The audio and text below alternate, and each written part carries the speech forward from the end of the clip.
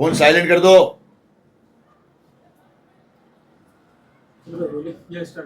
Sir, Ramzan का महीना है, सबसे पहले तो हमारे दर्शकों को आप क्या कहना चाहेंगे? मैं अपनी तरफ से और वर्ल्ड पीस हारमनी की तरफ से सभी देशवासियों को रमज़ान की मुबारकबाद कहूँगा। और साथ ही साथ अभी कुछ दिनों में होली आने वाली है, तो मेरी तरफ से, मेरे वर्ल्ड पीस हारमनी की तरफ से आप तमाम देशवासियों को होली की होली बहुत मुबारक, बहुत होली मुबारक। होली मुबारक। वर्ल्ड पीस हारमनी की सरगर्मियां मुंबई में बहुत तेज हो गई हैं, क्या कुछ नया होने वाला है? देखिए, हमारे जो वर्ल्ड पीस हारमनी के कार्यकर्ता हैं जगह जगह हैं, और हमारे जो यूथ आइकॉन है एजाज खान हैं, और हमारे जो माजिद खान हैं, हमारे जो ये कर रहे हैं, यूनुस हैं, खुर्रम भाई हैं, और काफ़ी लोग हमारे जो वर्ल्ड पीस हारमनी में कर रहे हैं। और हम जगह जगह जो है लोगों की मदद करेंगे, लोगों की सहायता के लिए आगे आएंगे। और अभी एक चीज़ हम और करने जा रहे हैं एजाज के नेतृत्व में, कि हम गरीब जो महिलाएं हैं, जो बुजुर्ग लोग हैं, उन्हें हम अपनी वर्ल्ड पीस हारमनी की तरफ से एक राशन की किट भी इंशाअल्लाह जल्दी से प्रोवाइड कराएंगे। एजाज, आप कई सारी पार्टियों से चुनाव लड़ चुके हो, निर्दलीय भी आपने लड़ा है। आपको इस संगठन में ऐसा क्या लगा कि आपने अपने आप को इसके लिए समर्पित कर दिया है? देखिए, मैंने असदुद्दीन ओवैसी से मदद मांगी, मुझे नहीं मिली। मैंने चंद्रशेखर आज़ाद के लिए इलेक्शन लड़ा, उसने मुझे टिकट तो दी, लेकिन वो साथ में मैदान में मेरे साथ नहीं उतरा। वो अपनी एसी गाड़ियों में घूम रहा था, लेकिन मेरे लिए वो बॉम्बे में, महाराष्ट्र में आके महाराष्ट्र की गलियों में नहीं आया। उसने मेरे लिए सभा नहीं ली, उसने मेरे लिए प्रेस कॉन्फ्रेंस नहीं लिया। तो मैं चंद्रशेखर आज़ाद से कहना चाहूँगा कि मेरे भाई, अगर किसी का साथ देता है तो पूरा दे, जिस तरह से मैं तेरा साथ देता था, जिस तरह से तू ये बोलता था कि एजाज भाई जरा मेरा रीट्वीट मार दो, जरा मेरा ये लाइक कर दो, कमेंट कर दो। ये पूरी दुनिया जानती है कि मैंने हर शख्स की मदद की है जो हक के लिए लड़ाई लड़ता है। मुझे तू वैसा ही लगा था, लेकिन मेरी जान, तूने मेरे को आधी रात को आके टिकट, तेरे कार्यकर्ता आए, मुझे बोले कि टिकट लो और तुम लड़ो इलेक्शन, भाई तुम्हारे साथ है। उसके बाद तुम गायब हो गए। क्या किसी पार्टी ने तो नहीं भेजा था तुझे मेरे पास, मेरे भाई? ये आज तक मैं सवाल, और इसीलिए मुझे 145 वोट मिले। तूने मेरा सपोर्ट नहीं किया, तू आया नहीं, और मेरा नाम भी खराब हुआ, मेरा पॉलिटिकल करियर पे भी दाग लग गया था। वो तो शकील सैफी साहब है जो मेरे कायद, जिन्होंने मुझ पे हाथ रखा अल्लाह के करम से और मेरे माँ बाप की दुआ से, और मेरे लिए प्रेस कॉन्फ्रेंस भी की, मुझे यूथ आइकॉन भी बनाया, और मुझे साथ लेके भी चल रहे। तो किसी का साथ दो तो ऐसा दो। वर्ल्ड पीस हारमनी कोई हिंदू मुसलमान सिख ईसाई की पार्टी नहीं है, ये सबकी पार्टी है। कोई उसमें एक आदमी नहीं है, सब लोग है। ये जिसमें जो 4 पिलर है ना हिंदुस्तान के, हिंदू मुस्लिम सिख ईसाई, ये चारों की ये पार्टी है, और ये चारों लोग इसमें जुड़े हुए हैं। हमारे 5000 मेंबर तो यहाँ बन चुके हैं, और वर्ल्ड लेवल पे बहुत सारे मेंबर्स है हमारे पास। और हमारा काम क्या है? ये कोई पॉलिटिकल पार्टी नहीं है। ये संस्था इन्होंने इसलिए बनाई कि वर्ल्ड में पीस आ सके, कोई गरीब तकलीफ में हो तो उसकी मदद हो सके। शकील सैफी हॉस्पिटल में लोगों के इलाज चलते हैं, और आप देखिए उनका जो इनॉग्रेशन था, वो नितिन गडकरी साहब, एकता कपूर, जितेंद्र साहब और भी काफी बड़ी शख्सियतों ने किया। उसके बाद वहां सबका इलाज चलता है, एम्बुलेंसें चलती है इनकी, और बिना पॉलिटिकल, इनको कोई वोट नहीं चाहिए, कोई टिकट नहीं चाहिए। उसके बाद देखो, कोई भी नेता ये काम इसलिए करता है कि उसे वोट चाहिए। जब इलेक्शन होता है तो वो लोगों को बांटने लगता है, जब इलेक्शन होता है तो गलियों में उतरता है वो। लेकिन ये शख्सियत 24 घंटा, कोई भी हेल्प आपको चाहिए, आप पहुंच गए हॉस्पिटल में, आपका इलाज हो जाएगा। इन तक बात पहुंची, आपको मदद मिल जाएगी।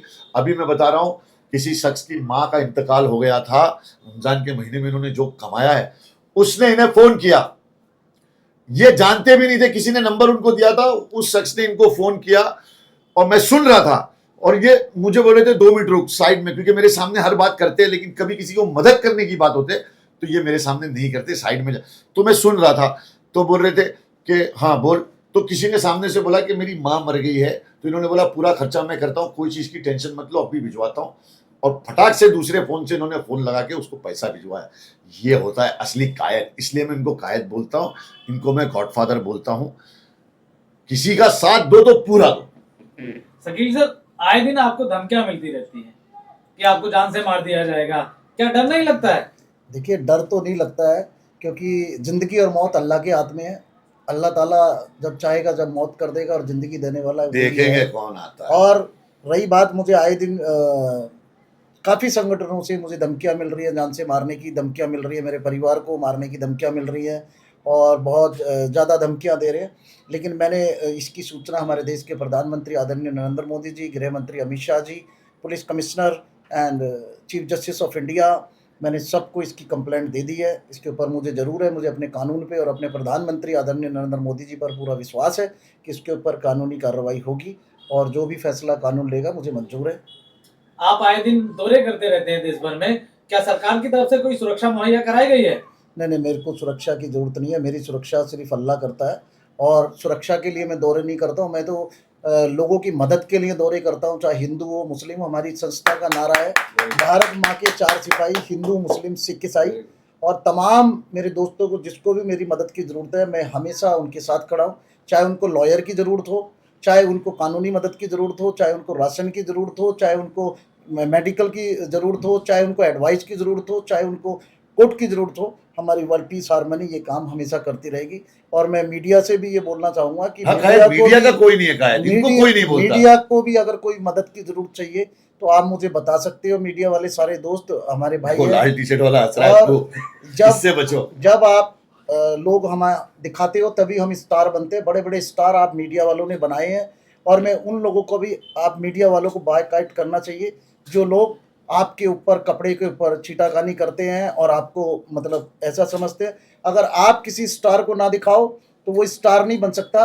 तो आपको सल्यूट है, आपको सलाम है और आप लोगों की मदद खुल करके हमें सामने आना चाहिए। मुझे अगर कुछ भी मदद की ज़रूरत हो, पूरी, मैं मीडिया से बात कर रहा हूँ, मैं बॉम्बे की मीडिया से बात कर रहा हूँ, सबसे, किसी को कोई भी मदद चाहिए आप एजाज को बताएं, माजिद खान को बताएं और मुझे बताएं। मेरे से जो मदद होगी मैं खुल के करूँगा और इसलिए नहीं कि आप मुझे दिखाओगे, दिखाओ या मत दिखाओ, मैं आपकी मदद के लिए हमेशा तैयार हूँ। आप एकता कपूर के काफी करीबी माने जाते हैं। अब आपने मीडिया को आश्वासन दिया है ऑन रिकॉर्ड कैमरे पर, जो लोग यहाँ पर अपने सपने लेकर के आते हैं मुंबई में कि उनको एक बड़ा स्टार बनना है या कुछ करके दिखाना है, उनके लिए आपकी तरफ से क्या ऑफर है? मैं बॉलीवुड में नहीं हूँ, मैं समाज सेवा करता हूँ, तो मैं फिल्म वालों के लिए कुछ नहीं कर सकता हूँ, पत्रकारों के लिए कर सकता हूँ, क्योंकि मैं खुद भी एक पत्रकार पहले रहा हूँ, पंजाब केसरी में भी रहा हूँ और मैंने खुद का पेपर भी चलाया है, मेरी खुद की मैगजीन भी थी। तो मैं अपने पत्रकार भाइयों के लिए कुछ भी करूँगा। क्या बात है sir, very good. Sir, Nitish Rane जो महाराष्ट्र में मिनिस्टर हैं, उन्होंने कहा है कि मदरसों में आतंकवादी पैदा होते हैं। मैं नीतीश राणे को यही समझाना चाहता हूँ कि बेटा, तू जो है ये मत बोल कि आतंकवादी पैदा होते हैं। इस देश में सभी मुसलमानों ने, आज तूने बीजेपी ज्वाइन कर ली, जब तेरे पापा कांग्रेस में थे और सोनिया गांधी के यहाँ जाते थे, तो बेटा अपने पापा से पूछ कि कैसे उन्होंने राजनीतिक शुरू करी, अपने पापा से पूछ शकील शैफी कौन है, कैसे तुमने राजनीतिक शुरू करी और कैसे आज तुम धर्म को मत बांटो। किसी मुसलमान को या हिंदू को कोई आतंकवादी कहने का किसी को कोई अधिकार नहीं है। हम इतना ही कहना चाहते हैं कि अगर मदरसों में आतंकवादी बनते तो ये दरवाजे जो बनाते हैं ये मुसलमान बनाते हैं। आज इंडिया गेट के ऊपर आओ मेरे साथ, 90% शहीदों में मुसलमानों के नाम हैं, शहीदों के नाम हैं मुसलमानों के। और कारगिल में हमने युद्ध जीता, हमने कौन सा हमने शहादत नहीं दी। और आज भी नीतीश राणे को मैं बताना चाहता हूँ कि एक बार को आप भाग जाओगे, लेकिन आप हमें बोलो इस देश के लिए कुर्बानी देनी है, इस देश के लिए जान देनी है, सबसे पहले मैं आगे खड़ा हूँ अपने देश के लिए जान देने के लिए। और मुसलमान समाज के सारे लोग हम जान देने के लिए तैयार खड़े, अपने देश के लिए, अपने वतन के लिए। इस वतन की मिट्टी के खातिर हम मर भी सकते हैं और किसी को मार भी सकते हैं। माजिद सर, आप महाराष्ट्र में महासचिव बनाया गया है आपको इस संगठन का, क्या कहेंगे वर्ल्ड पीस हार्मनी के लिए? मैं हमारे जो डॉक्टर शकील सैफी साहब है, पहला तो उनको बहुत बहुत शुक्रिया अदा करता हूं कि उन्होंने मुझे इस लायक समझा, उन्होंने मुझ पे इतनी बड़ी जिम्मेदारी दी। और मेरा दोस्त, मेरा भाई एजाज, जिसने मुझे हर वक्त सपोर्ट दिया, हर वक्त मेरे लिए खड़ा रहा। और मैं आज हमारे वर्ल्ड पीस हार्मनी के माध्यम से एक बात कहना चाहता हूँ मेरी माँ, मेरी बहनों, मेरे बुजुर्गों से, कि आप हमारे साथ जुड़े, आपकी जो तकलीफ़ें हैं, आपकी जो परेशानियां हैं वो हमें बताएं, हम आप तक पहुँचेंगे, आपकी परेशानियों को हल करेंगे इंशाल्लाह। और अल्लाह ने चाहा तो हम सब एक होकर काम करेंगे। Thank you very much. और वर्ल्ड पीस हार्मनी हमेशा देश के प्रधानमंत्री आदरणीय नरेंद्र मोदी जी के साथ कंधे से कंधा मिला करके है। हमारे आदर्श हैं देश के प्रधानमंत्री आदरणीय नरेंद्र मोदी जी।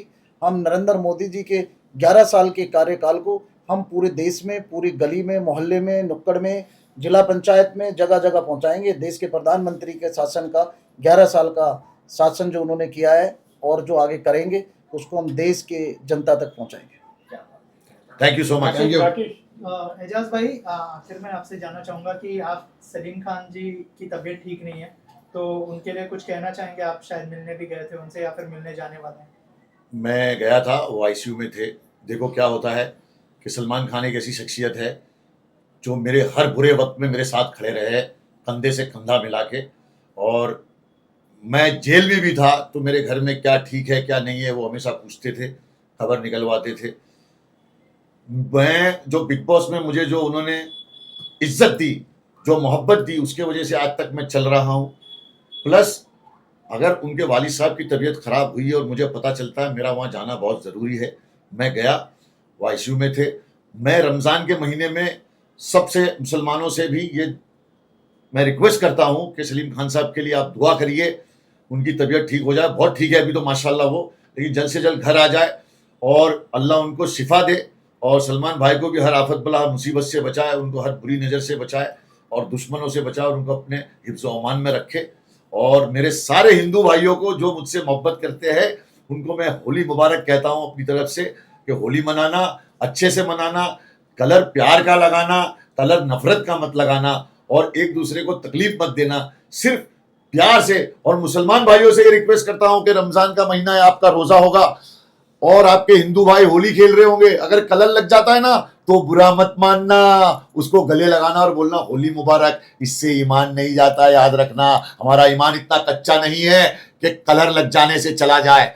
ईमान की वो दौलत है कि उसे गले लगा के बोलना होली मुबारक मेरे भाई, और खुद भी थोड़ा कलर लगा लेना। हिंदुस्तान को अभी प्यार की जरूरत है, नफरत की नहीं मेरे यारो, नफरत की नहीं मेरे यारो। आखिर में क्या मैसेज देना चाहोगे आप? अगर कोई ज्वाइन करना चाह रहा है आप, मतलब तो उनके लिए आपके दरवाजे आप वो वेबसाइट पे जा सकते हैं, वर्ल्ड पीस हार्मनी www.com पर। वहाँ पर आप फॉर्म भर सकते हैं, हमारे मेंबर बन सकते हैं और हम आपके साथ हमेशा कंधे से कंधे मिला करके साथ खड़े हैं, जो भी हमारे। और एक चीज का इन्फॉर्मेशन देना चाहता हूँ कि एक फेक आईडी भी चल रही है वर्ल्ड पीस हार्मनी की। अगर जब तक उसमें आपको रजिस्टर हमारे लोग ना दिखे और आपको मैं या कायद या माजिद या कोई भी जानकार आदमी ना हो, आप उन्हें कोई भी तरह का फॉर्म या डॉक्यूमेंट्स या कुछ ना दे, क्योंकि ये एक बहुत बड़ा फ्रॉड भी हो रहा है सारी संस्थाओं के साथ, जो हमारी संस्था के साथ भी हो रहा है। तो बी केयरफुल। सर ये फॉर्म जो रजिस्ट्रेशन होगा उसका चार्ज भी है? फ्री? नहीं, कुछ नहीं, फ्री फ्री में। और ये और बताता हूँ कि हमारी संस्था आज तक किसी से 1 रुपया डोनेशन नहीं लिया, जो करते हैं इसलिए देना भी मत, और डोनेशन किसी को देना भी मत। मेंबरशिप और कोई बोले आपको 100 रुपए 500 रुपए मेंबरशिप, कुछ मत देना, कुछ नहीं है, नाम डोनेशन लेते हैं। सर जब से मुंबई में नई मेयर बनी है तब से यहाँ पर ठेली पटरी वालों को खत्म किया जा रहा है। क्या वर्ल्ड पीस हार्मनी उनके लिए कुछ करेगी? बिल्कुल, हम अपने महाराष्ट्र के मुख्यमंत्री से अपील करेंगे और हम मेयर साहब से भी मिलेंगे और उनसे बोलेंगे कि रेडी पटरी वालों को लगाने दें, क्योंकि रेडी पटरी वाले ना हो तो छोटे जो गरीब लोग हैं वो कहाँ जाएंगे। तो रेडी पटरी वालों को भी मैं मेयर साहब से भी और महाराष्ट्र के मुख्यमंत्री से भी अपील करता हूँ कि उन रेडी पटरी वालों को भी यहाँ पर ठिये लगाने दें और उनको दुकानें चलाने दें, क्योंकि अगर गरीब नहीं होगा तो ये देश कैसे रहेगा। Thank you sir, thank you so much. Thank you.